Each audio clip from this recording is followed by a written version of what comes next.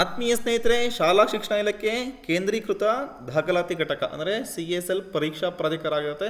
15,000 ಶಿಕ್ಷಕರ ನೇಮಕಾತಿ ಏನು ನಡೀತಿದೆ, ಇದರ ಪರೀಕ್ಷಾ ಪ್ರಾಧಿಕಾರ ಇಲ್ಲಿ CSL ಆಗಿರುತ್ತೆ. ಈ ವಿಡಿಯೋದಲ್ಲಿ ನಾವು 15,000 ಶಿಕ್ಷಕರ ನೇಮಕಾತಿಗೆ ಸಂಬಂಧಪಟ್ಟಂತೆ ಅರ್ಜಿ ಹಾಕುವಾಗ ಎದುರಾಗುತ್ತಿರುವ ನಿಮ್ಮ ಗೊಂದಲಗಳಿಗೆ ಸಂಪೂರ್ಣ ಪರಿಹಾರವನ್ನು, ಅಂದರೆ ಇಲ್ಲಿ ರಿಸರ್ವೇಷನ್ಗೆ ಸಂಬಂಧಪಟ್ಟಂತೆ ಭಾಗ 1ರಲ್ಲಿ ನಾನು ಈ ವಿಡಿಯೋವನ್ನು ಮಾಡ್ತಾ ಇದ್ದೀನಿ.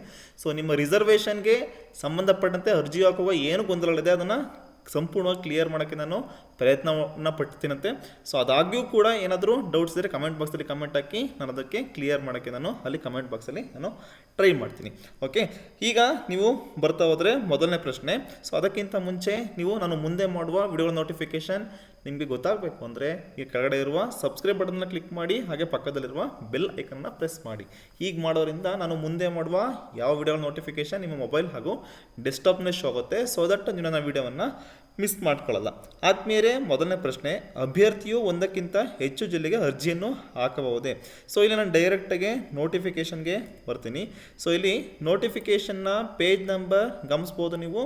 ಪೇಜ್ ನಂಬರ್ 2ರಲ್ಲಿ ನೀವು 3 ಸಾಮಾನ್ಯ ಸೂಚನೆಗಳಲ್ಲಿ ಅದರಲ್ಲಿ ಸಬ್ ಪಾಯಿಂಟ್ 3 ನೋಡ್ಬೋದು. ಅಭ್ಯರ್ಥಿಗಳು ಅರ್ಜಿ ಸಲ್ಲಿಸುವಾಗ ಒಂದು ವೃಂದದ ಒಂದು ಹುದ್ದೆಗೆ ಒಂದು ಜಿಲ್ಲೆಯನ್ನು ಮಾತ್ರ ಆಯ್ಕೆ ಮಾಡತಕ್ಕದ್ದು. ಒಂದು ಜಿಲ್ಲೆಯಲ್ಲಿ ಒಂದಕ್ಕಿಂತ ಹೆಚ್ಚಿನ ವೃಂದಗಳಿಗೆ ಅರ್ಜಿನ ಸಲ್ಲಿಸಲು ಅವಕಾಶವಿರುತ್ತದೆ. ಅಂದರೆ ಒಂದು ಜಿಲ್ಲೆಯಲ್ಲಿ ಒಂದಕ್ಕಿಂತ ಹೆಚ್ಚಿನ ವೃಂದ ಅಂದರೆ ಕ್ಯಾಡರ್ ಅಂತ ಬರುತ್ತೆ. ಎಕ್ಸಾಂಪಲ್ GPT, PST, HST ಅದು ಸಪ್ರೇಟ್ ಕ್ಯಾಡರ್ ಬರುತ್ತೆ. ಓಕೆನಾ. ನಂತರ ಅದೇ ರೀತಿ ಬೇರೆ ಬೇರೆ ವೃಂದದ ಬೇರೆ ಬೇರೆ ಹುದ್ದೆಗೆ ಬೇರೆ ಬೇರೆ ಜಿಲ್ಲೆಗಳಲ್ಲಿ ಅರ್ಜಿ ಸಲ್ಲಿಸಲು ಅವಕಾಶವಿರುತ್ತೆ. ಸೊ ನೆಕ್ಸ್ಟ್ ಇಲ್ಲಿ ಉದಾಹರಣೆಯನ್ನು ಕೂಡ ಕೊಟ್ಟಿದ್ದಾರೆ, ಅದನ್ನು ಕೂಡ ನಿಮಗೆ ಎಕ್ಸ್ಪ್ಲೇನ್ ಮಾಡ್ತೀನಂತೆ. ಅದೇ ಇಲ್ಲಿ ಪ್ರೌಢಶಾಲಾ ಶಿಕ್ಷಕರಿಗೆ ಬಂದರೆ, ಇಲ್ಲಿ ಪ್ರೌಢಶಾಲಾ ಶಿಕ್ಷಕರದು ಡಿವಿಷನ್ ವೈಸ್ ಕಾಲ್ ಮಾಡೋದ್ರಿಂದ ಅವರು ಒಂದು ವೃಂದಕ್ಕೆ ಒಂದು ವಿಭಾಗದಲ್ಲಿ ಮಾತ್ರ ಅರ್ಜಿ ಸಲ್ಲಿಸೋ ಅವಕಾಶವಿದ್ದು, ಯಾವುದಾದರೂ ಒಂದು ವಿಭಾಗದಲ್ಲಿ ಒಂದಕ್ಕಿಂತ ಹೆಚ್ಚಿನ ವೃಂದದ ಹುದ್ದೆಗಳಿಗೆ ಅರ್ಜಿಯನ್ನು ಸಲ್ಲಿಸಬಹುದು. ಅದೇ ರೀತಿ ಬೇರೆ ಬೇರೆ ವೃಂದಕ್ಕೆ ಬೇರೆ ಬೇರೆ ವಿಭಾಗದಲ್ಲಿ ಅರ್ಜಿ ಸಲ್ಲಿಸಲು ಅವಕಾಶವಿರುತ್ತೆ. ಅಂದರೆ ಎಲಿಜಿಬಲ್ ಇದ್ದರೆ ನಾವು ಬೇರೆ ಬೇರೆ ಕೇಡರ್ಗೆ ನಾವು ಎಲಿಜಿಬಲ್ ಇದ್ದರೆ ಬೇರೆ ಬೇರೆ ಜಿಲ್ಲೆ ಹಾಕ್ಬೋದು. ಆದರೆ ಒಂದೇ ಕೇಡರ್ನ ತಗೊಂಡ್ರೆ ನಾವು ಒಂದು ಜಿಲ್ಲೆಗೆ ಮಾತ್ರ ಹಾಕೋಕ್ಕೆ ಅವಕಾಶ ಇರುತ್ತೆ.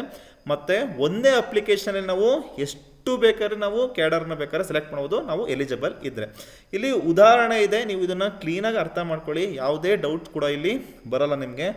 ಯಾವೊಬ್ಬ ವಿದ್ಯಾರ್ಥಿಯು PST ವೃಂದದಲ್ಲಿ PST ಸಾಮಾನ್ಯ P ಗ್ರೇಡ್ 2 2 ಹುದ್ದೆಗೆ ಅಥವಾ GPT ವೃಂದದಲ್ಲಿ, ಸೊ ಇಷ್ಟು ವೃಂದ ಬರುತ್ತೆ ನೋಡಿ. GPT ವೃಂದದಲ್ಲಿ GPT Kannada, English, SS, M&S ಅಂದರೆ ಮ್ಯಾಥಮೆಟಿಕ್ಸ್, ಸೈನ್ಸು, ಬಯೋಸೈನ್ಸು, GPT CST ಕೂಡ ಇಲ್ಲಿ ಬರುತ್ತೆ. HST ವೃಂದದಲ್ಲಿ AM ಇಲ್ಲಿ ಕನ್ನಡ, ಇಂಗ್ಲೀಷು ಮತ್ತು ಆರ್ಟ್ಸು ಮತ್ತು CBZ P ಗ್ರೇಡ್ ಬರುತ್ತೆ. ಅಧಿಸೂಚಿತ 3 ವೃಂದದ ಹುದ್ದೆಗಳು ಅರ್ಹವಾಗಿದ್ದಲ್ಲಿ ಅಭ್ಯರ್ಥಿಯು ಬಯಸಿದ್ದಲ್ಲಿ 3 ವೃಂದದ ಹುದ್ದೆಗಳಿಗೂ ಒಂದಕ್ಕಿಂತ ಹೆಚ್ಚಿನ ಜಿಲ್ಲೆಗಳಲ್ಲಿ ಅಥವಾ ವಿಭಾಗಗಳಲ್ಲಿ ಪ್ರತ್ಯೇಕ ಶುಲ್ಕದೊಂದಿಗೆ ಅರ್ಜಿಯನ್ನು ಸಲ್ಲಿಸಬಹುದಾಗಿದೆ. ಆದರೆ ಒಂದು ವೃಂದದ ಒಂದು ಹುದ್ದೆಗೆ ಒಂದು ಜಿಲ್ಲೆಯಲ್ಲಿ ಮಾತ್ರ ಅರ್ಜಿ ಸಲ್ಲಿಸೋ ಅವಕಾಶ ಇರುತ್ತದೆ. ಅಂದರೆ ಒಂದು ಕೇಡರ್ಗೆ ನಾವು ಒಂದು ಜಿಲ್ಲೆಯನ್ನು ಮಾತ್ರ ಆಯ್ಕೆ ಮಾಡೋಕ್ಕೆ ಇಲ್ಲಿ ಅವಕಾಶ ಇರುತ್ತೆ.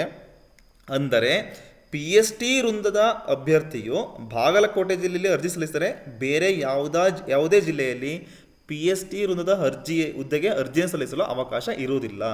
ಅದೇ ರೀತಿ ನೋಡಿ, ಇಲ್ಲಿ ಯಾವೊಬ್ಬ ಅಭ್ಯರ್ಥಿಯು ಇಲ್ಲಿ GPT SS ಒಂದು ನೀವು ವೃಂದನ ತಗೊಂಡ್ರೆ, GPT SS ಹುದ್ದೆಗೆ ಮೈಸೂರು ಜಿಲ್ಲೆಯಲ್ಲಿ ಅರ್ಜಿ ಸಲ್ಲಿಸಿದ್ದಲ್ಲಿ ಆತನು ಬೇರೆ ಜಿಲ್ಲೆಯಲ್ಲಿ GPT SS ಹುದ್ದೆಗೆ ಅರ್ಜಿ ಸಲ್ಲಿಸಲು ಅವಕಾಶ ಇರೋದಿಲ್ಲ. Very important. ಆದರೆ ಇಲ್ಲಿ ನೋಡಿ, GPT M&S ಅಂದರೆ maths and science, GPT Kannada, GPT English, GPT ಬಯೋಸೈನ್ಸು, CST ಹುದ್ದೆಗಳಿಗೆ ಆತನ ವಿದ್ಯಾರ್ಹತೆ ತಕ್ಕಂತೆ ಮೈಸೂರು ಅಥವಾ ಬೇರೆ ಜಿಲ್ಲೆಯಲ್ಲಿ ಅರ್ಜಿ ಸಲ್ಲಿಸಬಹುದಾಗಿದೆ. ಅಂದರೆ ನೀವು ಫಾರ್ ಎಕ್ಸಾಂಪಲ್ ಇಲ್ಲಿ GPT ಕನ್ನಡ ಮತ್ತು GPT ಇಲ್ಲಿ ಸೈನ್ಸ್, ಸೋಷಿಯಲ್ ಸೈನ್ಸ್, ಓಕೆ, SSಗೆ ನೀವು ಇಲ್ಲಿ ಎಲಿಜಿಬಲ್ ಇದೆ, ಎರಡಕ್ಕೂ ಎಲಿಜಿಬಲ್ ಇದ್ದೀರ ಅಂದರೆ GPT ಕನ್ನಡವನ್ನು ನೀವು ಮೈಸೂರಲ್ಲಿ ತಗೋಬೋದು. ಇನ್ನೊಂದು GPT ಸೋಷಿಯಲ್ ಸೈನ್ಸನ್ನು ನೀವು ಮೈಸೂರಲ್ಲೂ ಕೂಡ ಅಪ್ಲೈಯನ್ನು ಮಾಡಬಹುದಾಗಿದೆ. ಸೊ ಇದು ಅಂದರೆ ಒಂದೇ ಕ್ಯಾಡರ್ ಅಂದರೆ ಒಂದೇ ಸಬ್ಜೆಕ್ಟ್ ಬಂದರೆ, ಈಗ GPT ಒಂದು ಕ್ಯಾಡರ್ ಅಂದರೆ ಅದರಲ್ಲಿ ಒಂದು ಸಬ್ಜೆಕ್ಟ್ ಬಂದರೆ, ಈ ಮ್ಯಾಥ್ಸ್ ಸೈನ್ಸ್ ನೀವು ಒಂದು ಕಡೆ ಹಾಕಿದರೆ ಅಂದರೆ ಮೈಸೂರಲ್ಲಿ ಹಾಕಿದರೆ, ಮತ್ತೆ ನೀವು ಇನ್ನೊಂದು ಅಪ್ಲಿಕೇಶನನ್ನು ನೀವು ಮ್ಯಾಥ್ಸ್ ಸೈನ್ಸಿಗೆ ಇನ್ನೊಂದು ಜಿಲ್ಲೆಯಲ್ಲಿ ಹಾಸನ್ಗೋ ಅಥವಾ ಬೇರೆ ಜಿಲ್ಲೆಗೆ ಹಾಕೋಕ್ಕೆ ಅವಕಾಶ ಇರಲ್ಲ. ಆದರೆ ನೀವು 2 ತಗೊಳ್ತೀರಾ, GPT ಸೋಷಿಯಲ್ ಸೈನ್ಸ್ ಮತ್ತು GPD ಕನ್ನಡ ಇವು ಎರಡೂ ಎಲಿಜಿಬಲ್ ಇದ್ದರೆ ಒಂದನ್ನು ಮೈಸೂರಲ್ಲಿ ಹಾಕ್ಬೋದು, ಒಂದನ್ನು ಹಾಸನಲ್ಲಿ ಹಾಕ್ಬೋದು. ಓಕೆ, ಅದೇ ರೀತಿ ನೋಡಿ ಇಲ್ಲಿ ಯಾವೊಬ್ಬ ಅಭ್ಯರ್ಥಿಯು ಇಲ್ಲಿ ಇಂಗ್ಲೀಷ್ ಹುದ್ದೆಗೆ ಬೆಂಗಳೂರು ವಿಭಾಗದಲ್ಲಿ ಅರ್ಜಿ ಸಲ್ಲಿಸಿದ್ದಲ್ಲಿ ಅದನ್ನು ಅಸಿಸ್ಟೆಂಟ್ ಮಾಸ್ಟರ್ ಇಂಗ್ಲೀಷ್ ಹುದ್ದೆಗೆ ಬೇರೆ ವಿಭಾಗಗಳಲ್ಲಿ ಅರ್ಜಿ ಸಲ್ಲಿಸೋ ಅವಕಾಶ ಇರ್ತದೆ. ಅಂದರೆ ಇಲ್ಲಿ ಅಂತ ಅಸಿಸ್ಟೆಂಟ್ ಮಾಸ್ಟರ್ ಅಂತ ಬಂತು ಅಂದರೆ ಅಸಿಸ್ಟೆಂಟ್ ಟೀಚರು, ಇಲ್ಲಿ HSTR ಬರುತ್ತೆ. HSTRಗೆ ಡಿವಿಷನ್ ವೈಸ್ ಆಗಿರೋದ್ರಿಂದ ಒಂದು ಡಿವಿಷನಲ್ಲಿ ಈಗ ಇಂಗ್ಲೀಷ್ಗೆ ನೀವು ಅಪ್ಲೈ ಮಾಡಿದರೆ ಮತ್ತೆ ಇನ್ನೊಂದು ಡಿವಿಷನ್ ಅಪ್ಲೈ ಮಾಡೋಕ್ಕೆ ಅವಕಾಶ ಇರಲ್ಲ. ಅದೇ ಇಲ್ಲಿ ನೋಡಿ ಕನ್ನಡ ಮತ್ತು ಆರ್ಟ್ಸಿಗೆ ಎರಡಕ್ಕೂ ಅಭ್ಯರ್ಥಿ ನಿಮಗಿಲ್ಲಿ ಎಲಿಜಿಬಲ್ ಅಂತ ಅಂದರೆ ನೀವೇನು ಮಾಡ್ಬೋದು, ಬೇರೆ ಬೇರೆ ಡಿವಿಷನ್ ನೀವು ಸೆಲೆಕ್ಟನ್ನು ಮಾಡ್ಕೋಬೋದು. ಸೊ ಅದಕ್ಕೆ ಪ್ರತ್ಯೇಕವಾಗಿ ಫೀಸು ಕೂಡ ಇರುತ್ತೆ. ಮತ್ತು ನೀವು ಇನ್ನೊಂದು ಡೌಟ್ ಬಂದರೆ ಇಲ್ಲಿ ಅಭ್ಯರ್ಥಿಯು ಇದಕ್ಕೆ ನಾನು ಹಾಗೆ ಆ್ಯಡ್ ಮಾಡ್ತಾ ಹೋಗ್ತೀನಿ, ಇನ್ನೊಂದು ಲಾಗಿನನ್ನು ಕ್ರಿಯೇಟ್ ಮಾಡ್ಬೋದಾ ಅಂತ. ಓಕೆ, ಈಗ GPSTR ಇಲ್ಲಿ ನೀವು ನೋಡ್ಬೋದು ಒಂದು ಲಾಗಿನ್ ಕ್ರಿಯೇಟ್ ಆಗಿದೆ. ಸೊ ಇದು ಅಪ್ಲಿಕೇಶನ್ ಕೂಡ ಓಪನ್ ಆಗಿದೆ. ಓಕೆ, ನೀವು ಇನ್ನೊಂದು ಲಾಗಿನ್ನ ಅಂದರೆ ಈಗ ಫಾರ್ ಎಕ್ಸಾಂಪಲ್ ನೀವು ರಿಜಿಸ್ಟರ್ ಆಗ್ತೀರಾ, ರಿಜಿಸ್ಟರ್ ಆಗಬೇಕಾದ್ರೆ ಅಲ್ಲಿ ಲಾಗಿನ್ ID ಎಲ್ಲ ಕ್ರಿಯೇಟ್ ಮಾಡ್ಕೊತೀರಾ. ಇನ್ನೊಂದು ಲಾಗಿನ್ ID ಕ್ರಿಯೇಟ್ ಮಾಡ್ಕೋಬೋದಾ? ನೀವು ಕ್ರಿಯೇಟ್ ಮಾಡ್ಬೋದು. ಆದರೆ ಏನಾಗುತ್ತೆ ಅಂದರೆ ಇಲ್ಲಿ ನೋಡ್ತಾ ಬನ್ನಿ, ಇಲ್ಲಿ ನೀವು ಆಧಾರ್ ನಂಬರನ್ನು ಹಾಕ್ತಾ ಬರ್ತಿರಲ್ಲ ಪರ್ಸ್ನಲ್ ಡೀಟೇಲ್ಸಲ್ಲಿ ಒಂದು ಅಪ್ಲಿಕೇಶನ್ ನೀವು ಆಧಾರ್ ನಂಬರ್ ಹಾಕಿರ್ತೀರ. ಸೊ ಇನ್ನೊಂದು ಲಾಗಿನ್ನ ಕ್ರಿಯೇಟ್ ಮಾಡಿದ್ರೆ ನೀವು ಅಲ್ಲಿ ಆಧಾರ್ ನಂಬರನ್ನು ತಗೊಳ್ಳೋದಿಲ್ಲ. ಸೊ ಹಾಗಾಗಿ ಇಲ್ಲಿ ನೀವು ಎಷ್ಟೇ ಕ್ಯಾಡರ್ಗಾರು ನೀವು ಎಲಿಜಿಬಲ್ ಇದ್ದು ಅಪ್ಲಿಕೇಶನ್ ಹಾಕಿ ಒಂದೇ ಅಪ್ಲಿಕೇಶನಲ್ಲಿ ನೀವು ಅಪ್ಲಿಕೇಶನನ್ನು ಅರ್ಜಿಯನ್ನು ಹಾಕಬೇಕಾಗುತ್ತೆ. ಓಕೆ, ಸೊ ನೆಕ್ಸ್ಟು ಎರಡನೇ ಪ್ರಶ್ನೆಗೆ ಬರೋಣ. ಜಾತಿ ಮತ್ತು ಆದಾಯ ಪ್ರಮಾಣ ಪತ್ರ ಉದ್ಯೋಗಕ್ಕಾಗಿ ಮಾಡಿಸಬೇಕೇ? ಇಲ್ಲಿ ಕ್ಲಿಯರಾಗಿ ನೋಟಿಫಿಕೇಷನಲ್ಲಿ ಕೊಟ್ಟಿದ್ದಾರೆ, ನೀವು ಜಾತಿ ಮತ್ತು ಆದಾಯ ಪ್ರಮಾಣ ಪತ್ರವನ್ನು ಉದ್ಯೋಗಕ್ಕಾಗಿಯೇ ಮಾಡಿಸ್ಬೇಕಾಗುತ್ತೆ. ಸೊ ಏನಾದರೂ ನೀವು ವಿದ್ಯಾಭ್ಯಾಸಕ್ಕೆ ಅಂತ ಮಾಡಿಸಿದರೆ ಅದನ್ನು ನೀವು ಎಡಿಟ್ ಮಾಡಿಸೋಕ್ಕೆ ಅವಕಾಶ ಇರುತ್ತೆ, ಅದನ್ನು ಎಡಿಟ್ ಮಾಡಿಸಿ. ಸೊ ಎಡಿಟ್ ಮಾಡಿಸಿ ನಂತರ ಇಲ್ಲಿ ಅಪ್ಲೈ ಮಾಡಿ, ಯಾವುದರಲ್ಲೂ ಗೊಂದಲ ಮಾಡ್ಕೋಬೇಡಿ. ಸೊ ನಂತರ ವೆರಿಫಿಕೇಷನ್ ಟೈಮಲ್ಲಿ ನೀವು ಸೆಲೆಕ್ಷನ್ ಆದಮೇಲೆ ವೆರಿಫಿಕೇಷನ್ ಟೈಮಲ್ಲಿ ತುಂಬ ಪ್ರಾಬ್ಲಮ್ ಆಗುತ್ತೆ. ಓಕೆನಾ? ಸೊ ಇದಕ್ಕೆ ಸಂಬಂಧಪಟ್ಟಂತೆ ಏನಕ್ಕೆ ಉದ್ಯೋಗಕ್ಕಾಗಿ ಮಾಡಿಸ್ಬೇಕು ಅಂತ ಹೇಳಿದ್ರೆ, ಸೊ ಇಲ್ಲಿ ನೋಟಿಫಿಕೇಷನಲ್ಲಿ ಒಂದು ಎಕ್ಸಾಂಪಲ್ ಇದೆ, ನೋಡ್ತಾ ಹೋಗೋಣ. ಈಗ ನೋಡಿ ನಾನಲ್ಲಿ GPSTRದು ನೋಟಿಫಿಕೇಶನ್ ನಿಮ್ಗೆ ಎಕ್ಸಾಂಪಲ್ಗೋಸ್ಕರ ತಗೊಂಡಿದ್ದೀನಿ. ಇಲ್ಲಿ GPSTR ನೋಟಿಫಿಕೇಶನಲ್ಲಿ 12ನೇ ಪಾಯಿಂಟ್ಗೆ ಬಂದರೆ ಮೀಸಲಾತಿ ಅಂತ ಇದೆ. ಸೊ ಅದರಲ್ಲಿ A ಪಾಯಿಂಟಲ್ಲಿ ವಿಶೇಷ ಸೂಚನೆ ಅಂತ ಬರುತ್ತೆ ನೋಡಿ ಇಲ್ಲಿ. ಸೊ ಇಲ್ಲಿ ನೋಡ್ಬೋದು ಸರ್ಕಾರದ ಆದೇಶ ಸಂಖ್ಯೆ ಇದೆ ಇಲ್ಲಿ, ಅದರ ಅನ್ವಯ ಬಲಿಜ ಮತ್ತು ಉಪಜಾತಿಗಳಾದ ಬಲಜಿಗ, ಬಣಜಿಗ ಮತ್ತು ಸೊ ಇಲ್ಲಿ ಏನು ಇಷ್ಟು ನಿಮಗೆ ಕ್ಯಾಸ್ಟ್ಗಳು ತೋರಿಸ್ತದೆ. ಸೊ ಇದು ಸಂವಿಧಾನದ ಅನುಚ್ಛೇದ 15(4) ಅನ್ವಯ ಶಿಕ್ಷಣ ಸಲುವಾಗಿ 2A ಮೀಸಲಾತಿ ಬರುತ್ತೆ. ಅದೇ ಸಂವಿಧಾನ ಅನುಚ್ಛೇದ 16(4) ಅನ್ವಯ ಉದ್ಯೋಗದ ಸಲುವಾಗಿ 3A ಮೀಸಲಾತಿಯಡಿ ಪರಿಗಣಿಸಲಾಗಿದೆ. ಆದ್ದರಿಂದ ಸದರಿ ಆದೇಶಾನುಸಾರ ಸದರಿ ಜಾತಿ ಅಥವಾ ಉಪಜಾತಿಯ ಅಭ್ಯರ್ಥಿಗಳು ಉದ್ಯೋಗದಲ್ಲಿನ ಮೀಸಲಾತಿಗಾಗಿ ಆನ್ಲೈನ್ ಅರ್ಜಿಯಲ್ಲಿ ಕಡ್ಡಾಯವಾಗಿ 3A ಮೀಸಲಾತಿ ಕೋರತಕ್ಕದ್ದು ಮತ್ತು ಶಿಕ್ಷಣ ಸಲುವಾಗಿ ಪಡೆದ 2A ಮೀಸಲಾತಿ ಪ್ರಮಾಣಪತ್ರವನ್ನು ಪರಿಗಣಿಸಲಾಗುವುದಿಲ್ಲ. ಹಾಗೆ ನೋಡಿ, ಉದ್ಯೋಗದ ಸಲುವಾಗಿ ಪಡೆದ ಜಾತಿ ಮತ್ತು ಆದಾಯ ಪ್ರಮಾಣ ಪತ್ರಗಳನ್ನು ಮಾತ್ರ ಪರಿಗಣಿಸಲಾಗುವುದು. ಶಿಕ್ಷಣ ಅಥವಾ ಇತರೆ ಸೌಲಭ್ಯಗಳಿಗೆ ಪಡೆದ ಜಾತಿ ಮತ್ತು ಆದಾಯ ಪ್ರಮಾಣ ಪತ್ರವನ್ನು ಪರಿಗಣಿಸಲಾಗುವುದಿಲ್ಲ ಅಂತ ಕೊಟ್ಟಿದ್ದಾರೆ. ಓಕೆ, ನೇಮಕಾತಿಗೆ ಮೀಸಲಾತಿ ಕೋರಿ ಜಾತಿ ಮತ್ತು ಆದಾಯ ಪ್ರಮಾಣ ಸಲ್ಲಿಸಿದ ಎಲ್ಲ ಅಭ್ಯರ್ಥಿಗಳು ಆಯ್ಕೆ ಪಟ್ಟಿಯಲ್ಲಿ ಸಾಮಾನ್ಯ ವರ್ಗದಲ್ಲಿ ಆಯ್ಕೆಯಾದರೂ ಲಾಸ್ಟಿಗೆ ಸಿಂಧುತ್ವ ಪ್ರಮಾಣ ಪತ್ರವನ್ನು ಮಾಡಿಸ್ಬೇಕಾಗುತ್ತೆ. ಓಕೆ, ಅರ್ಥ ಆಯ್ತಲ್ಲ? ನೆಕ್ಸ್ಟು 3ನೇ ಪ್ರಶ್ನೆ ಬರೋಣ. ಕಲ್ಯಾಣ ಕರ್ನಾಟಕಕ್ಕೆ ಅರ್ಜಿ ಅಂದರೆ KK ಅರ್ಜಿಯನ್ನು ಹಾಕುವುದು ಹೇಗೆ? ನಾನ್ HK ಅಭ್ಯರ್ಥಿಗಳು KK ಅಂದರೆ ಕಲ್ಯಾಣ ಕರ್ನಾಟಕಕ್ಕೆ ಅರ್ಜಿಯನ್ನು ಹಾಕ್ಬಹುದಾ? ಕಲ್ಯಾಣ ಕರ್ನಾಟಕಕ್ಕೆ ಅರ್ಜಿಯನ್ನು ಹಾಕೋದು ಹೇಗೆ ಅಂದರೆ, ಇಲ್ಲಿ ನೀವು ಅಪ್ಲಿಕೇಶನ್ಗೆ ಬಂದರೆ, ಈಗ ಇಲ್ಲಿ ನೀವು ರಿಸರ್ವೇಷನ್ ಡೀಟೇಲ್ಸ್ಗೆ ಬಂದರೆ ಕೆಳಗಡೆ ಸ್ಕ್ರಾಲ್ ಮಾಡ್ತಾ ಬಂದರೆ ಇಲ್ಲಿ ನೀವು ಗಮನಿಸ್ಬೋದು. So claiming reservation in appointment for Kalyana Karnataka region as per article 371J ಅಂತ ಇದೆ. ಸೊ ಯಾರು ಕಲ್ಯಾಣ ಕರ್ನಾಟಕದ ಅಭ್ಯರ್ಥಿಗಳಿದ್ದೀರಾ ಅವರು ಇಲ್ಲಿ ಎಸ್ ಅಂತ ಕೊಡಬೇಕು. ಅಂದರೆ ಸೊ ಅವರ ಅಂದರೆ ವಾಸಸ್ಥಳ ಮತ್ತು ನೇಟಿವು ಹುಟ್ಟಿದ ಸ್ಥಳ ಎಲ್ಲ ಕಲ್ಯಾಣ ಕರ್ನಾಟಕ ಆಗಿರಬೇಕು. ಸೊ ಯಾರು ಕಲ್ಯಾಣ ಕರ್ನಾಟಕದ ಅಭ್ಯರ್ಥಿಗಳು ಅವ್ರು ಇರ್ತಾರೋ ಅವ್ರಿಗೆ ಕಲ್ಯಾಣ ಕರ್ನಾಟಕದವರು ನೀವು ಅಂದ್ಬಿಟ್ಟು ಏನು ಮಾಡಿರ್ತಾರೆ, ಅವ್ರಿಗೆ ಒಂದು ಸರ್ಟಿಫಿಕೇಟ್ ಇರುತ್ತೆ. ಸೊ ಅವರು ಆಡಿ ನಂಬರನ್ನು ಹಾಕಿ ಇಲ್ಲಿ ರೀಜನನ್ನು ಸೆಲೆಕ್ಟ್ ಮಾಡಬೇಕಾಗುತ್ತೆ. ಓಕೆನಾ, ವೆರಿ ಇಂಪಾರ್ಟೆಂಟು. ಸೊ ಇಲ್ಲಿ ನಂತರ ಬಂದರೆ ಇಲ್ಲಿ ಕಲ್ಯಾಣ ಕರ್ನಾಟಕದವರು ಇಲ್ಲಿ 2 ಆಪ್ಷನ್ ಬರುತ್ತೆ, ಒಂದು 80% ಮತ್ತು ಇನ್ನೊಂದು 20% ಅಂತ.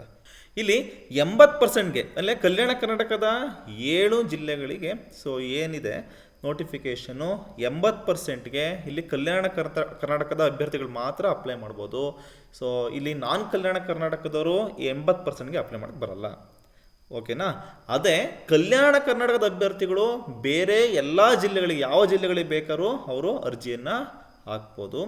ಈಗ ನಾನ್ ಕಲ್ಯಾಣ ಕರ್ನಾಟಕದ ಅಭ್ಯರ್ಥಿಗಳು ಕಲ್ಯಾಣ ಕರ್ನಾಟಕದ 20% ಮೀಸಲಾತಿ ಇದೆಯಲ್ಲ ಅದಕ್ಕೆ ಮಾತ್ರ ಅರ್ಜಿಯನ್ನು ಸಲ್ಲಿಸ್ಬೋದು. ಓಕೆನಾ, ವೆರಿ ಇಂಪಾರ್ಟೆಂಟ್. ಇಲ್ಲಿ ಒಂದು ಕ್ಯಾಡರ್ಗೆ ಒಂದು ಅಪ್ಲಿಕೇಶನನ್ನು ಮಾತ್ರ ಹಾಕೋಕ್ಕೆ ಬರುತ್ತೆ. ಸೊ ನಂತರ ಇಲ್ಲಿ ಮೇಲೆ ಬರ್ತಾ ಬಂದರೆ ಇನ್ನು ಉಳಿದಂತೆ ರಿಸರ್ವೇಷನ್ಗೆ ಸಂಬಂಧಪಟ್ಟಂತೆ ನೀವು GM ಹೊರತುಪಡಿಸಿ ಬೇರೆ ವರ್ಗವನ್ನು ಕ್ಲೈಮ್ ಮಾಡಲು ಬಯಸುವಿರಾ ಅಂತ ಇದೆ. ಇಲ್ಲಿ ನೀವು GM ಏನಾದರೂ GM ಅಲ್ಲಿ ಹಾಕೋದಾದರೆ ಇಲ್ಲಿ ನೋ ಕೊಡಿ, ಅಂದರೆ ನೀವು GMನ ಕ್ಲೈಮ್ ಮಾಡ್ತಾ ಇದ್ದೀರಾ, ಬೇರೆ ವರ್ಗವನ್ನು ಕ್ಲೈಮ್ ಮಾಡ್ತೀರಾ ಅಂತ. ನೀವು ಬೇರೆ ವರ್ಗವನ್ನು ಕ್ಲೈಮ್ ಮಾಡ್ತಾ ಇದ್ದೀರಾ ಅಂದರೆ ಎಸ್ಸನ್ನು ಕೊಡಬೇಕು. ಎಸ್ಸನ್ನು ಕೊಟ್ಟ ನಂತರ ಇಲ್ಲಿ ನೀವು RD ನಂಬರನ್ನು ಹಾಕಬೇಕಾಗುತ್ತೆ. ಸೊ ಇಲ್ಲಿ ನೀವು ಎಸ್ ಕೊಟ್ಟ ನಂತರ ಇಲ್ಲಿ ತಕ್ಷಣ ನೋಡಿ ಇಲ್ಲಿ RD ನಂಬರ್ ಟ್ಯಾಬ್ ಓಪನ್ ಆಗುತ್ತೆ. ಇಲ್ಲಿ ನಿಮ್ಮ RD ನಂಬರನ್ನು ಹಾಕಿ, RD ನಂಬರ್ ಹಾಕಿದ ನಂತರ ಇಲ್ಲಿ ನಿಮ್ಮ ಕೆಟಗರಿಯನ್ನು ಸೆಲೆಕ್ಟ್ ಮಾಡ್ಕೊಳ್ಳಿ. ನಿಮ್ಮದು ಯಾವ ಕೆಟಗರಿ ಬರುತ್ತೆ ಇದರಲ್ಲಿ GM ಹೊರತುಪಡಿಸಿ ಅಷ್ಟನ್ನು ಸೆಲೆಕ್ಟ್ ಮಾಡ್ಕೊಳ್ಳಿ. ಇದಾದ ನಂತರ ಉಪಜಾತಿ, ನಿಮ್ದು ಯಾವ್ದಾದ್ರು ಉಪಜಾತಿ ಬಂದರೆ ಹಾಕಿ, ಇಲ್ಲ ಅಂದರೆ ಏನೋ ತಲೆ ಕೆಡಿಸ್ಕೊಬಿಡಿ. ಇಲ್ಲಿ ಯಾವುದನ್ನು ಸೇವ್ ಕೊಡೋ ಅವಕಾಶ ಏನಿಲ್ಲ, ಜಸ್ಟ್ ಸ್ಕ್ರಾಲ್ ಮಾಡ್ತಾ ಬನ್ನಿ. ಸೊ ಇಲ್ಲಿ ಫಿಸಿಕಲಿ ಚಾಲೆಂಜ್ಡ್ ಅಂದರೆ ದೈಹಿಕ ವಿಕಲಚೇತನಿಗೆ ಎಸ್ ಇದ್ದರೆ ಎಸ್ ಹಾಕಿ. ಎಸ್ ಹಾಕಿದ್ರೆ ಇಲ್ಲಿ ನೇಚರ್ ಆಫ್ ಹ್ಯಾಂಡಿಕ್ಯಾಪ್ ಇದೆಯಲ್ಲ ಅದು ಇಲ್ಲಿ ಓಪನ್ ಆಗುತ್ತೆ.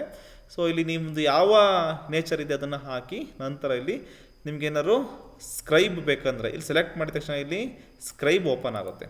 ಓಕೆ, ಸ್ಕ್ರೈಬನ್ನು ನೀವು ಸೆಲೆಕ್ಟ್ ಮಾಡ್ಕೊಂಡು ಎಸ್ ಅಂತ ಬೇಕಿದ್ರೆ ಎಸ್ ಹಾಕಿ, ಇಲ್ಲ ಅಂದರೆ ನೋ ಹಾಕಿ. ಓಕೆನಾ, ನಂತರ ಇಲ್ಲಿ ಗೌರ್ಮೆಂಟ್ ಎಂಪ್ಲಾಯ್ ಆಗಿದ್ದರೆ ಗೌರ್ಮೆಂಟ್ ಎಂಪ್ಲಾಯ್ ಹಾಕಿದರೆ ಎಸ್ ಹಾಕಿ. ಎಸ್ ಹಾಕಿದ ತಕ್ಷಣ ಇಲ್ಲಿ ಯಾವ ಡಿಪಾರ್ಟ್ಮೆಂಟು ಮತ್ತು ಯಾವ ಡೆಸಿಗ್ನೇಷನ್ನು ಮತ್ತು ಇಲ್ಲಿ NOC ಪರ್ಮಿಷನ್ ಲೆಟರ್ ನಂಬರ್ ಮತ್ತು ಡೇಟನ್ನು ಕೇಳುತ್ತೆ. ಸೊ ಇಲ್ಲಿ ಗೊಂದಲ ಇರೋದು NOCನ ಈಗಲೇ ತಗೋಬೇಕಾ, NOCಯನ್ನು ನೀವು ಈಗಲೇ ತಗೋಬೇಕು ಅನ್ನೋ ಅವಶ್ಯಕತೆ ಇಲ್ಲ. ಸೊ ನೀವು ಇನ್ ಸರ್ವಿಸಲ್ಲಿ ಯಾವ ಡಿಪಾರ್ಟ್ಮೆಂಟಲ್ಲಿ ಇರ್ತೀರಾ, ಸೊ ಅಲ್ಲಿಂದ ಪರ್ಮಿಷನ್ ಬೇಕಾಗುತ್ತೆ ನೀವು ಎಕ್ಸಾಮ್ ಬರೆಯೋಕ್ಕೆ. ನೀವು 1:2 ವೆರಿಫಿಕೇಷನ್ ಲಿಸ್ಟನ್ನು ಬಿಟ್ಟಾಗ ನೀವು ವೆರಿಫಿಕೇಷನ್ಗೆ ಹೋಗ್ತಿರಲ್ಲ, ಆವಾಗ NOCಯನ್ನು ನೀವು ಅಲ್ಲಿ ಪ್ರೊಡ್ಯೂಸ್ ಮಾಡಬೇಕಾಗುತ್ತೆ. ಸೊ NOCಯನ್ನು ಈಗಲೇ ಇಲ್ಲ ಅಂದರೆ ಇದ್ದರೆ ಇಲ್ಲಿ ನೀವು ಹಾಕೋದು ಬೆಟರು, ಇಲ್ಲ ಅಂದರೆ ನೋ ಪ್ರಾಬ್ಲಮ್. ಓಕೆನಾ, ಸೊ ನಂತರ ಅದೇ ಹೇಳ್ದಂಗೆ ಇದು ಆಲ್ರೆಡಿ ಎಕ್ಸ್ಪ್ಲೇನ್ ಮಾಡಿದ್ದೀನಿ, ಅದು ಕಲ್ಯಾಣ ಕರ್ನಾಟಕದ್ದು. ಕೆಳಗಡೆ ಬಂದರೆ ಇಂಪಾರ್ಟೆಂಟು ನೋಡಿ, ರೂರಲ್ ಕ್ಲೈಮ್ ಮಾಡ್ತಿರೋರು ಇಲ್ಲಿ ತುಂಬ ಗೊಂದಲ ಇದೆ ರೂರಲ್ದು. ಯಾಕೆ ಅಂದರೆ ಇಲ್ಲಿ ನೋಡಿ, to claim rural quota seats candidate must have studied 10 years in rural regions of Karnataka. ಕರ್ನಾಟಕದಲ್ಲಿ ಎಲ್ಲಾದ್ರೂ 10 ವರ್ಷ ಗ್ರಾಮೀಣ ಪ್ರದೇಶದಲ್ಲಿ ಓದಿರಬೇಕು, 1ರಿಂದ 10ನೇ ತರಗತಿವರೆಗೂ ರೂರಲ್ನ ಕ್ಲೈಮ್ ಮಾಡೋರಿಗೆ. ಓಕೆ, ಇಲ್ಲಿ for GM candidates non creamy layer certificate, NCLC ಅಂದರೆ non creamy layer certificate RD number must be updated. So ಇಲ್ಲಿ ಅಪ್ಡೇಟ್ ಮಾಡಬೇಕಾಗುತ್ತೆ. ಇಲ್ಲಿ ಗೊಂದಲ ಇರೋದು ಏನಂದರೆ, ಸರ್ ಇಲ್ಲಿ ಎಲ್ಲರೂ ಕೂಡ RD ನಂಬರ್ ಕೇಳ್ತಿದೆ, RD ನಂಬರ್ ಕೇಳಿದರೆ ಮುಂದಕ್ಕೆ ಹೋಗ್ತಿಲ್ಲ ಅಂತ. ಓಕೆ, ನೀವು ಇಲ್ಲಿ yes I have studied in rural region of Karnataka ಅಂತ ಸೆಲೆಕ್ಟ್ ಮಾಡಿಕೊಂಡ್ರೆ, ಸೊ ಇಲ್ಲೇನಾದ್ರು ಸಪೋಸ್ ನೀವು ರೂರಲಲ್ಲಿ ಓದಿಲ್ಲ, ನೀವು 10 ವರ್ಷ ರೂರಲ್ ಓದಿಲ್ಲ ಅಂದರೆ ತಲೆ ಕೆಡ್ಸ್ಕೊಳಕ್ಕೆ ಹೋಗಬೇಡಿ. ಸೊ ನೀವು ರೂರಲ್ ಓದಿದ್ರೆ ಇಲ್ಲಿ ನೀವು ಎಸ್ಸನ್ನು ಕೊಡಬೇಕಾಗುತ್ತೆ. Yes I have studied in rural region of Karnataka ಅಂತ ಕೊಡ್ತೀರಾ. ಕೊಟ್ಟ ತಕ್ಷಣ ನಿಮಗೆ ಇಲ್ಲೇನು ಕೇಳುತ್ತೆ, RD ನಂಬರ್ನ ಕೇಳುತ್ತೆ. ಎಂಟರ್ NCLC ಅಂದರೆ ನಾನ್ ಕ್ರಿಮಿಲೇಯರ್ ಸರ್ಟಿಫಿಕೇಟ್ RD ನಂಬರ್ನ ಎಂಟರ್ ಮಾಡಿ ಅಂತ ಕೇಳುತ್ತೆ. ಓಕೆನಾ, ಸೊ ಇಲ್ಲಿ ನೀವು RD ನಂಬರನ್ನ ಎಂಟರ್ ಮಾಡಬೇಕಾಗುತ್ತೆ. ಯಾಕಂದರೆ ಇಲ್ಲಿ GM ಅಂದರೆ GMಲ್ಲಿ ಯಾರು ಇರ್ತೀರಾ ಅವ್ರು ಮಾತ್ರ ಇಲ್ಲಿ RD ನಂಬರನ್ನು ಹಾಕಬೇಕಾಗುತ್ತೆ. ಸೊ ಇಲ್ಲಿ ಅಪ್ಲಿಕೇಶನಲ್ಲಿ ಆಗಿದೆ, ನೀವು ಎಸ್ ಅಂತ ಕೊಟ್ಟ ನಂತರ ನೀವು RD ನಂಬರನ್ನು ಹಾಕಿ ಅಂತ ಕೇಳ್ತಾಯಿದೆ. ಸೊ ನೀವು ಲಾಸ್ಟ್ ಸಬ್ಮಿಟ್ ಕೊಡ್ಬೇಕಾದ್ರೆ ಕೇಳುತ್ತೆ. ಸೊ ಅದಕ್ಕೆ ಇಲ್ಲಿ ನೀವೇನು ಮಾಡ್ಬೋದು ಅಂದರೆ, ನಿಮ್ಮ ಕ್ಯಾಸ್ಟ್ ಆ್ಯಂಡ್ ಇನ್ಕಮ್ ಸರ್ಟಿಫಿಕೇಟಲ್ಲಿ ಏನು RD ನಂಬರ್ ಇದೆ ಅದೇ RD ನಂಬರನ್ನು ಇಲ್ಲಿ ನೀವು ಹಾಕಿ. ಆದರೆ ಇಲ್ಲಿ ಚೆಕ್ RD ನಂಬರ್ ಅಂತ ಇದೆಯಲ್ಲ, ಇಲ್ಲಿ ನಾನು ಹೇಳ್ತಿರೋದು ಜಿ ಎಮ್ ಹೊರತುಪಡಿಸಿ ಬೇರೆ ಕ್ಯಾಟಗರಿಯವರು ನೀವು ರೂರಲ್ ಕ್ಲೈಮ್ ಮಾಡ್ತಿದ್ದೀರಾ ಅಂದರೆ so check R D number ಅಂತ ಇದೆಯಲ್ಲ ಇದ್ರ ಮೇಲೆ ಕ್ಲಿಕ್ ಮಾಡಬೇಡಿ. ಸೊ ಈ ಆರ್ ಡಿ ನಂಬರನ್ನು ಹಾಗೆ ಹಾಕಿರಿ. ಸೊ ನಂತರ ಇಲ್ಲಿ ಚೆಕ್ ಆರ್ ಡಿ ನಂಬರ್ ಅಂತಿದೆಯಲ್ಲ ಅದನ್ನು ಕೊಡಬೇಡಿ. ಒಂದು ವೆರಿ ಇಂಪಾರ್ಟೆಂಟ್ ಇನ್ಫಾರ್ಮೇಷನ್, ಯಾರೋ ರೂರಲ್ ಕ್ಲೈಮ್ ಮಾಡ್ತಿದ್ದೀರಾ ಅವರ ಇನ್ಕಮ್ಮು ಲೆಸ್ ದೆನ್ 8 ಲ್ಯಾಕ್ ಇರಬೇಕಾಗುತ್ತೆ. 8 ಲಕ್ಷಕ್ಕಿಂತ ಒಳಪಟ್ಟು ಇರಬೇಕಾಗುತ್ತೆ. ಯಾರು 8 ಲಕ್ಷಕ್ಕಿಂತ ಮೇಲ್ಪಟ್ಟು ನಿಮ್ಮದು ಇನ್ಕಮ್ ಇದೆ ಅವರು ಇಲ್ಲಿ ರೂರಲ್ನ ಕ್ಲೈಮ್ ಮಾಡೋಕ್ಕೆ ಬರಲ್ಲ. ಓಕೆ, ಈಗ ಯಾರು ಜಿ ಎಮ್ ಅವರಿದ್ದೀರಾ ಅವರು ಆರ್ ಡಿ ನಂಬರನ್ನು ಹಾಕಿ ಚೆಕ್ ಆರ್ ಡಿ ನಂಬರ್ ಅಂತ ಹಾಕಿ ನಂತರ ನೀವು ಪ್ರೊಡ್ಯೂಸ್ ಮಾಡಬೇಕಾಗುತ್ತೆ. ಸೊ ಯಾರು ಜಿ ಎಮ್ ಅವ್ರು ಮಾತ್ರ. ಸೊ ಇಲ್ಲಿ ಜಿ ಎಮ್ ಹೊರತುಪಡಿಸಿ ಬೇರೆಯವರು ನಿಮ್ಮ ಕ್ಯಾಸ್ಟ್ನ ನೀವು ನಾನ್ ಕ್ರಿಮಿಲಿಯರ್ ಸರ್ಟಿಫಿಕೇಟ್ ಮಾಡಿಸೋ ಅವಶ್ಯಕತೆ ಇಲ್ಲ. ನಿಮ್ಮ ಕ್ಯಾಸ್ಟ್ನ ಇನ್ಕಮಲ್ಲಿ ಏನಿದೆ ಅದೇ ನಂಬರನ್ನು ಹಾಕಿ ಆದರೆ ಚೆಕ್ ಆರ್ ಡಿ ನಂಬರನ್ನು ಕೊಡಬೇಡಿ. ಓಕೆನಾ? ಸೊ ಇದಾದ ನಂತರ ಸ್ಕ್ರಾಲ್ ಮಾಡ್ತಾ ಬಂದರೆ ನಂತರ ಕೇಳುತ್ತೆ ಇಲ್ಲಿ ಇನ್ಕಮ್ ಡೀಟೇಲ್ಸನ್ನು ಕೇಳುತ್ತೆ. Family annual income less than 8 lakhs for 2A 2B 3A 3B. Okay, family annual income less than 8 lac ಇದ್ದರೆ ಸೊ ಇದನ್ನು ಹಾಕಿ. ಮೋರ್ ದೆನ್ 8 ಲ್ಯಾಕ್ ಇದ್ದರೆ ನೀವು ಇದನ್ನು ಹಾಕಬೇಕಾಗುತ್ತೆ. SC/ST ಕ್ಯಾಟಗರಿ ಓನರ್ಗೆ ಇನ್ಕಮ್ ಲಿಮಿಟ್ ಇರಲ್ಲ. ಸೊ ನೀವು ಇನ್ಕಮನ್ನು ಕೊಡೋ ಅವಶ್ಯಕತೆ ಇರೋದಿಲ್ಲ. ಸೊ ಇಲ್ಲಿ ನಂತರ ನಿಮ್ಮ ಆರ್ ಡಿ ನಂಬರನ್ನು ಎಂಟರ್ ಮಾಡಿ ನಂತರಲ್ಲಿ ಚೂಸ್ ಫೈಲ್ ಅಂತ ಇದೆ. ಸೊ ನಿಮ್ಮ ಇನ್ಕಮ್ ಸರ್ಟಿಫಿಕೇಟನ್ನು ನೀವು ಸೊ ಏನಿಲ್ಲ ಒಂದು ಲೆಸ್ ದೆನ್ 300 KB ಇರೋ ಥರ ನೀವು ಒಂದು ರೆಡಿ ಮಾಡಿಕೊಂಡು ಇಲ್ಲಿ ಚೂಸ್ ಫೈಲನ್ನು ಕ್ಲಿಕ್ ಮಾಡಿ ಅಪ್ಲೋಡನ್ನು ಮಾಡಿ. ಓಕೆ, ಇನ್ನು ಉಳಿದಂತೆ ಸ್ಕ್ರಾಲ್ ಮಾಡ್ತಾ ಬಂದರೆ ರಿಸರ್ವೇಷನಲ್ಲಿ studied Kannada medium from class 1 to 10th ಅಂತ ಇದ್ದರೆ ಎಸ್ ಅಂತ ಇದ್ದರೆ ಎಸ್ ಹಾಕಿ, ಇಲ್ಲ ಅಂದರೆ ನೋ ಹಾಕಿ.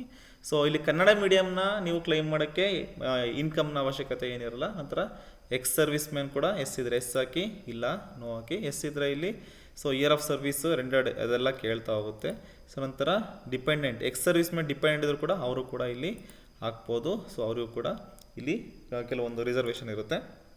ನಂತರ ಪ್ರಾಜೆಕ್ಟ್ ಡಿಸ್ಪ್ಲೇ ಅಂದರೆ ಯೋಜನಾ ನಿರಾಶ್ರಿತರು ಎಸ್ ಇದ್ದರೆ ಎಸ್ ಹಾಕಿ, ಇಲ್ಲ ನೋ ಹಾಕಿ. ಎಷ್ಟು ವರ್ಷ ಅಂತ ಇದು ಕೇಳುತ್ತೆ. ಇದಾದ ನಂತರ ಇಲ್ಲಿ ನೋಡಿ, ಸೊ ನೀವು ಯಾವ ಫೈಲ್ಗಳನ್ನು ಅಪ್ಲೋಡ್ ಮಾಡಬೇಕು. ಇಲ್ಲಿ ಆಲ್ರೆಡಿ ಕೊಟ್ಟಿದ್ದಾರೆ 500 KB ಅಂತ. ಸೊ ನೀವು 300 KBಗೂ ಕೂಡ ಮಾಡ್ಕೋಬೋದು. ಸೊ 500 KB ಒಳಗಡೆ ಇದ್ದರೆ ಸೊ ಇಟ್ಸ್ ಬೆಟರ್, ಇಲ್ಲಿ ತಗೊಳುತ್ತೆ. Okay, rural certificate, Kannada medium certificate, ex service certificate, ನಂತರ ಇಲ್ಲಿ ಗೌರ್ಮೆಂಟ್ ಎಂಪ್ಲಾಯ್ ಪರ್ಮಿಷನ್ ಲೆಟರ್ ಇದ್ದರೆ NOC ಇದ್ರೆ ಹಾಕಿ, ಇಲ್ಲಾಂದರೆ ಬೇಡ. ನಂತರ ಇಲ್ಲಿ PS ಸರ್ಟಿಫಿಕೇಟು ಮತ್ತು 371J ಸರ್ಟಿಫಿಕೇಟನ್ನು ಇಲ್ಲಿ ನೀವು ಅಪ್ಲೋಡ್ ಮಾಡಿ. ಅಂದರೆ ಸೊ ನೀವು ಯಾವುದನ್ನು ಕ್ಲೈಮ್ ಮಾಡ್ತೀರೋದನ್ನು ಅಪ್ಲೋಡ್ ಮಾಡಿ ನಂತರ ನೀವು ಸಬ್ಮಿಟನ್ನು ಇಲ್ಲಿ ಕೊಡಬೇಕಾಗುತ್ತೆ. ಸೊ ಇಲ್ಲಿ ನಾನು ಆಲ್ರೆಡಿ ಸಬ್ಮಿಟ್ ಕೊಟ್ಟಿದ್ದೀನಿ. ಇಲ್ಲಿ ಸಬ್ಮಿಟ್ ಅನ್ನೋ ಆಪ್ಷನ್ ಇರುತ್ತೆ, ಅದ್ರ ಮೇಲೆ ಸಬ್ಮಿಟ್ ಕೊಡಿ. ಇಲ್ಲಿ ನಾನು ಹೇಳ್ದಾಗೆ ಮೇಲ್ಗಡೆ ಇಲ್ಲಿ ನೀವು ರೂರಲ್ಲಿ ಬಂದರೆ ನೀವೇನಾದ್ರು ಆರ್ ಡಿ ನಂಬರ್ ಹಾಕಿದ್ರೆ ಅಲ್ಲಿ ಸಬ್ಮಿಟನ್ನು ತಗೊಳ್ಳಲ್ಲ. ಸೊ ನೀವು ಇಲ್ಲಿ ಯಾರು ಜಿ ಎಮ್ ಹೊರತುಪಡಿಸಿ ಬೇರೆ ಕ್ಯಾಟಗರಿ ಇದ್ದೀರಾ ಅವರು ನೀವು ಏನು ಮಾಡಿ, ನಿಮ್ಮ ಕ್ಯಾಸ್ಟ್ ಆ್ಯಂಡ್ ಇನ್ಕಮಲ್ಲಿ ಆರ್ ಡಿ ನಂಬರ್ ಇದೆಯಲ್ಲ ಅದನ್ನೇ ಹಾಕಿ, ಆದರೆ ಚೆಕ್ ಆರ್ ಡಿ ನಂಬರ್ ಕೊಡಬೇಡಿ. ಜಿ ಎಮ್ ಅವರು ನಿಮ್ಮ ನಾನ್ ಕ್ರಿಮಿಲಿಯರ್ ಸರ್ಟಿಫಿಕೇಟ್ ಇಲ್ಲರ ಆರ್ ಡಿ ನಂಬರ್ ಹಾಕಿ, ಚೆಕ್ ಆರ್ ಡಿ ನಂಬರ್ನ ಹಾಕಿ, ಅದು ವೆರಿಫೈ ಆದಮೇಲೆ ನಂತರ ಕಂಟಿನ್ಯೂನ ಮಾಡಿ. ಮುಂದಿನ ಪ್ರಶ್ನೆಗೆ ಬರ್ತಾ ಹೋಗೋಣ. ನೋಡಿ, ಸೊ 4ನೇ ಪ್ರಶ್ನೆ 371J ಇದನ್ನು ಸರಿ ಮಾಡ್ಕೊಳ್ಳಿ. ಸೊ ಕಲ್ಯಾಣ ಕನ್ನಡ ಅಭ್ಯರ್ಥಿಗೆ ಪರೀಕ್ಷೆ ನಡೆಸುವ ಬಗ್ಗೆ. ಸೊ ಇಲ್ಲಿ ಕಲ್ಯಾಣ ಕನ್ನಡದವರಿಗೆ ಪರೀಕ್ಷೆ ಸಪ್ರೇಟ್ ಆಗಿರುತ್ತೆ. ಯಾರು 80%ಗೆ ಅವರು ಅಪ್ಲಿಕೇಶನ್ ಹಾಕಿರ್ತಾರೆ. ಸೊ ಅವರು ಎಲ್ಲಿ ಬೇಕಾದರೂ ನೀವು ಎಕ್ಸಾಮ್ ಸೆಂಟರ್ನ ತಗೊಂಡಿರ್ಬೋದು. ಅವರಿಗೆ ಎಕ್ಸಾಮು ಕಲ್ಯಾಣ ಕರ್ನಾಟಕದ ಅಭ್ಯರ್ಥಿಗಳಿಗೆ ಸಪ್ರೇಟಾಗಿ ಎಕ್ಸಾಮು ಇರುತ್ತೆ. Very important. 5ನೇದು ವಿವಾಹಿತ ಮಹಿಳೆಯರ ಆದಾಯ ಮತ್ತು ಜಾತಿ ಪ್ರಮಾಣದ ಪತ್ರದ ಬಗ್ಗೆ. ವಿವಾಹಿತ ಮಹಿಳೆಯರು ಇಲ್ಲಿ ನೋಡ್ತಾ ಹೋಗೋಣ. ನೋಡಿ, ಯಾರು ವಿವಾಹಿತ ಮಹಿಳೆಯರಿದ್ದೀರಾ ಅವರು ನೀವು ಕ್ಯಾಸ್ಟನ್ನು ನೀವು ಹುಟ್ಟಿದ್ರಿಂದ ನಿಮ್ಮ ತಂದೆ ಕ್ಯಾಸ್ಟ್ ಏನು ಬಂದಿರುತ್ತೋ ಅದೇ ಕ್ಯಾಸ್ಟನ್ನು ಕೊಡಬೇಕು. ಆದರೆ ಆದಾಯವನ್ನು ನಿಮ್ಮ ಪತಿಯದ್ದು ಅಂದರೆ ನಿಮ್ಮ ಗಂಡನ ಆದಾಯವನ್ನು ಕೊಡಬೇಕಾಗುತ್ತೆ. ಓಕೆನಾ? ಸೊ ಇಲ್ಲಿ SC/ST ಕ್ಯಾಟಗರಿ 1ಗೆ ಬಂದರೆ ಅವ್ರಿಗೆ ಇನ್ಕಮ್ ಮತ್ತು ಇಲ್ಲಿ ಕ್ಯಾಸ್ಟು ಸರ್ಟಿಫಿಕೇಟ್ ಸಪ್ರೇಟಾಗಿರುತ್ತೆ. ಆದರೆ ನೆಕ್ಸ್ಟು ನೀವು ಇಲ್ಲಿ SC/ST ಕ್ಯಾಟಗರಿ 1 GMನ ಬಿಟ್ಟು ಬೇರೆ ಕ್ಯಾಟಗರಿ ಯಾರಿದ್ದೀರಾ ಅವರು ನೀವು ಕ್ಯಾಸ್ಟು ನಿಮ್ಮ ತಂದೆದೇ ನೀವು ಕ್ಯಾಸ್ಟನ್ನು ಹಾಕ್ಸ್ಬೇಕಾದ್ರೆ, ಆದರೆ ಇನ್ಕಮ್ಮು ನೀವು ನಿಮ್ಮ ಗಂಡನ ಇನ್ಕಮ್ ಎಲ್ಲ ಸೇರಿ ನಿಮ್ಮ ಗಂಡನ ಫ್ಯಾಮಿಲಿ ಇನ್ಕಮನ್ನು ಹಾಕಬೇಕಾಗುತ್ತೆ. ಸೊ ಅಲ್ಲಿ ಇನ್ಕಮ್ ಆ್ಯಂಡ್ ಕ್ಯಾಸ್ಟ್ ಸರ್ಟಿಫಿಕೇಟ್ ಕೂಡ ಇಲ್ಲಿ ನೀವು ಸೊ ನಿಮ್ಮ ತಂದೆದಾಗಿದ್ರೆ ಏನಾಗುತ್ತೆ, ಸೊ ಹೆಸರು ಫಾರ್ XYZ ಸನ್ ಆಫ್ ಅಥವಾ ಡಾಟರ್ ಆಫ್ ಅಂತ ಬರುತ್ತೆ. ಆದರೆ ನೀವು ಇಲ್ಲಿ ಇನ್ಕಮನ್ನು ಮದುವೆ ಆಗಿದ್ರೆ ನೀವು XYZ ಇಲ್ಲಿ ವೈಫ್ ಆಫ್ ಅಂತ ಬರುತ್ತೆ. ಓಕೆ, ಗಂಡನ ಹೆಸರು ಇರುತ್ತೆ. ವೆರಿ ಇಂಪಾರ್ಟೆಂಟು, ಇದು ತುಂಬ ಗೊಂದಲಾಗಿದೆ. ಲಾಸ್ಟ್ ಟೈಮ್ ರಿಕ್ರೂಟ್ಮೆಂಟ್ 2022 ರಿಕ್ರೂಟ್ಮೆಂಟಲ್ಲಿ ಇದು ಕೋರ್ಟಲ್ಲೂ ಕೂಡ ತುಂಬ ಚರ್ಚೆಗಳು ನಡೆದು ಕೋರ್ಟಲ್ಲಿ ಕೇಸು ಕೂಡ ಆಗಿದೆ. ಸೊ ಇಲ್ಲಿ ಫೈನಲ್ ಆಗಿ ಸೊ FAQ ಕೂಡ ಬಿಟ್ಟಿದ್ದಾರೆ. ಇಲ್ಲಿ ಕ್ಲಿಯರಾಗಿ ಇಲ್ಲಿ ಪರೀಕ್ಷಾ ಪ್ರಾಧಿಕಾರ ಹೇಳಿದ್ದಾರೆ, ವಿವಾಹಿತ ಮಹಿಳೆಯರು ಜಾತಿಯನ್ನು ನೀವು ಹುಟ್ಟಿದಿಂದ ಯಾವ ಜಾತಿ ಇರ್ತೀರೋ ಅದೇ ಜಾತಿ ಹಾಕಬೇಕು. ಆದರೆ ಇದು ನೀವು ಇನ್ಕಮನ್ನು ನೀವು ಪತಿಯದ್ದೇ ಹಾಕಬೇಕು. ಸೊ ಅದೇ ಥರ ಈಗ ಅಂತರ್ಜಾತಿ ವಿವಾಹ ಆಗಿದ್ದರೆ ಅದರಲ್ಲೂ ಕೂಡ ನೀವು ಹುಟ್ಟಿದ್ರಿಂದ ಯಾವ ಜಾತಿ ಇರ್ತೀರೋ ಅದೇ ಜಾತಿ, ಅಂದರೆ ಇನ್ಕಮ್ಮು ಗಂಡಂದು. ಮತ್ತು ಇಲ್ಲಿ ಅಂದರೆ ಧರ್ಮ, ಈಗ ಮದುವೆ ಆಗಿರೋದು ಗಂಡನೇ ಬೇರೆ ಧರ್ಮ ಮತ್ತು ಅಭ್ಯರ್ಥಿ ಮಹಿಳೆ ಆಗಿದ್ದು, ಸೊ ಗಂಡಂದು ಮತ್ತು ಇಲ್ಲಿ ಮಹಿಳೆದು ಯಾರು ಮಹಿಳಾ ಅಭ್ಯರ್ಥಿ ಇದ್ದೀರಾ ಬೇರೆ ಬೇರೆ ಧರ್ಮ ಆಗಿದ್ರು ಕೂಡ ನೀವು ಹುಟ್ಟಿದಿಂದ ಯಾವ ಧರ್ಮ ಯಾವ ಜಾತಿ ಇರುತ್ತೋ ಅದೇ ಜಾತಿಯನ್ನು ನಮೂದಿಸಿ ಇನ್ಕಮ್ ಮಾತ್ರ ಗಂಡಂದಿರಬೇಕು. ನೀವು ಇದರಲ್ಲಿ ಕನ್ಫ್ಯೂಸನ್ನು ಮಾಡ್ಕೋಬೇಡಿ. ಇದು ಲಾಸ್ಟ್ ಇಯರು ಅಂದರೆ ಲಾಸ್ಟ್ 2022 ರಿಕ್ರೂಟ್ಮೆಂಟ್ ಆದಾಗ ಸೊ ಇದೇ ಗೊಂದಲಾಗಿ ಕೋರ್ಟ್ ಕೇಸ್ ಆಗಿ ಸೊ ಇದು ತುಂಬ ಡ್ರ್ಯಾಗ್ ಆಗಿತ್ತು. ಸೊ ವೆರಿ ಇಂಪಾರ್ಟೆಂಟು, ಈ ಸಲ ಕೇಂದ್ರೀಕೃತ ದಾಖಲಾತಿ ಘಟಕ ಪರೀಕ್ಷಾ ಪ್ರಾಧಿಕಾರ ಕ್ಲಿಯರಾಗಿ ಗೈಡೆನ್ಸನ್ನು ಕೊಟ್ಟಿದ್ದಾರೆ. ನೀವು ಇನ್ಕಮನ್ನು ವಿವಾಹಿತ ಮಹಿಳೆಯರು ಗಂಡಂದೇ ಕೊಡಬೇಕು ಅಂತ. ಓಕೆ, ನಂತರ ಸ್ಟ್ರೆಸ್ ಮಾಡಿ ಹೇಳ್ತೀನಿ ಇಂಪಾರ್ಟೆಂಟ್. 6ನೇದು, ಅರ್ಜಿದಾರರು ಮತ್ತು ಅವರ ಪತಿ ಬೇರೆ ಬೇರೆ ಜಾತಿಯಾಗಿದ್ದೇವೆ. ಜಾತಿ ಪ್ರಮಾಣ ಪತ್ರದ ಯಾರ ಜಾತಿಯನ್ನು ನಮೂದಿಸಬೇಕು. ಈಗ ಎಲ್ಲ ಹೇಳಿದಂತೆ ಜಾತಿ ಪ್ರಮಾಣದ ಜಾತಿಯನ್ನು ಸೊ ನೀವು ಹುಟ್ಟಿದಿಂದ ಯಾವ ಜಾತಿ ಇರುತ್ತೆ ಅದೇ ಜಾತಿ ಹಾಕಿ ಇನ್ಕಮ್ ಅಂದರೆ ಗಂಡಂದಿರಬೇಕು. ಓಕೆ, ನಂತರ ಅರ್ಜಿದಾರರು ಮತ್ತು ಪತಿ ಬೇರೆ ಧರ್ಮದವರಾಗಿತ್ತು, ಇದು ಕೂಡ ಜಾತಿ ಪ್ರಮಾಣದಲ್ಲಿ ಯಾವ ಜಾತಿಯಿಂದ ನಮೂದಿಸಬೇಕು. ಜಾತಿಯನ್ನು ನೀವು ಹುಟ್ಟಿದಿಂದ ಯಾವ ಜಾತಿ ಇರ್ತೀರೋ ಅದೇ ಜಾತಿ ಹಾಕಿ ಇನ್ಕಮ್ ಮಾತ್ರ ಗಂಡನ್ನು ಹಾಕಬೇಕು. ಎಲ್ಲ ಅಭ್ಯರ್ಥಿಗಳು ಕ್ರಿಮಿ ಲೇಯರ್ ಪ್ರಮಾಣ ಪತ್ರವನ್ನು ಮಾಡಿಸಬೇಕೆ. ಕ್ರಿಮಿ ಲೇಯರ್ ಪ್ರಮಾಣ ಪತ್ರ ಬೇಕಾಗಿದೆ ಇಲ್ಲಿ ರೂರಲನ್ನು ಕ್ಲೈಮ್ ಮಾಡೋಕ್ಕೆ. ಇದು GM ಅಭ್ಯರ್ಥಿಗಳಿಗೆ ಮಾತ್ರ ಎಲ್ಲ ತಿಳಿಸಿದ್ದೀನಿ ನಾನು. ಸೊ ನೀವು GM ಬಿಟ್ಟು ಹೊರತುಪಡಿಸಿ ಬೇರೆ ಯಾರಿದ್ದೀರಾ ಅವರು ಜಸ್ಟ್ ಆಡಿ ನಂಬರ್ ಯಾವುದಾದ್ರು ನಿಮ್ಮ ಕ್ಯಾಸ್ಟ್ ಆ್ಯಂಡ್ ಇನ್ಕಮ್ ಇರುತ್ತಲ್ಲ ಅದನ್ನು ಮಾತ್ರ ಹಾಕಿ. ಯಾಕಂದರೆ ಸೊ ನೆಕ್ಸ್ಟ್ ಸಬ್ಮಿಟ್ ಕೊಟ್ಟ ತಗೊಳ್ಳಲ್ಲ, ಅದಕ್ಕೋಸ್ಕರ ಮಾತ್ರ. ನಂತರ 8 ಲಕ್ಷಕ್ಕಿಂತ ಹೆಚ್ಚು ಆದಾಯ ಇದ್ದರೆ ಗ್ರಾಮೀಣ ಕ್ಲೈಮ್ ಮಾಡಲು ಆಗಲ್ಲ. 8 ಲಕ್ಷಕ್ಕಿಂತ ಮೇಲ್ತಾರೆ ನೀವು ಗ್ರಾಮೀಣವನ್ನು ಕ್ಲೈಮ್ ಮಾಡಲ್ಲ, ಗ್ರಾಮೀಣವನ್ನು ಮರ್ತ್ಕೋಬೇಕಾಯ್ತದೆ. ಓಕೆ, 10ನೇದು ಇನ್ ಸರ್ವಿಸ್ನಲ್ಲಿರುವ ಅಭ್ಯರ್ಥಿಗಳು NOCನ ಈಗಲೇ ತೆಗೆದುಕೊಳ್ಳಬೇಕೆ, ಇಲ್ಲ 1:2 ವೆರಿಫಿಕೇಶನ್ ಹೋದಾಗ ತಗೋಬೋದು. ಓಕೆ, ರಿಸರ್ವೇಷನ್ ಮಾಡೋದನ್ನು ಯಾವ ದಾಖಲೆಯನ್ನು ಅಪ್ಲೋಡ್ ಮಾಡಬೇಕು ಇದನ್ನು ಕೂಡ ನಾನು ಹೇಳಿದ್ದೀನಿ. ಸೊ ಇಷ್ಟು ಪ್ರಶ್ನೆಗಳಿಗೆ 11 ಪ್ರಶ್ನೆಗಳಿಗೆ ನಾನು ಸಂಪೂರ್ಣವಾಗಿ ನಿಮಗೆ ಕ್ಲಿಯರಾಗಿ ಅರ್ಥ ಮಾಡಿಸೋಕ್ಕೆ ಪ್ರಯತ್ನ ಮಾಡಿದ್ದೀನಿ. ಇನ್ನೂ ನಿಮಗೆ ಏನೋ ಡೌಟ್ಸ್ ಇದ್ದರೆ ಕಮೆಂಟ್ ಬಾಕ್ಸಲ್ಲಿ ಕಮೆಂಟ್ ಹಾಕಿ ನಾನು ನಿಮಗೆ ಕ್ಲಿಯರ್ ಮಾಡೋಕ್ಕೆ ಪ್ರಯತ್ನ ಮಾಡ್ತೀನಿ. ಸೊ ಈ ವಿಡಿಯೋ ಇಷ್ಟ ಆಗಿದ್ರೆ ಲೈಕ್ ಮಾಡಿ, ಶೇರ್ ಮಾಡಿ ಮತ್ತು ಸಬ್ಸ್ಕ್ರೈಬ್ ಮಾಡಿ. Thank you.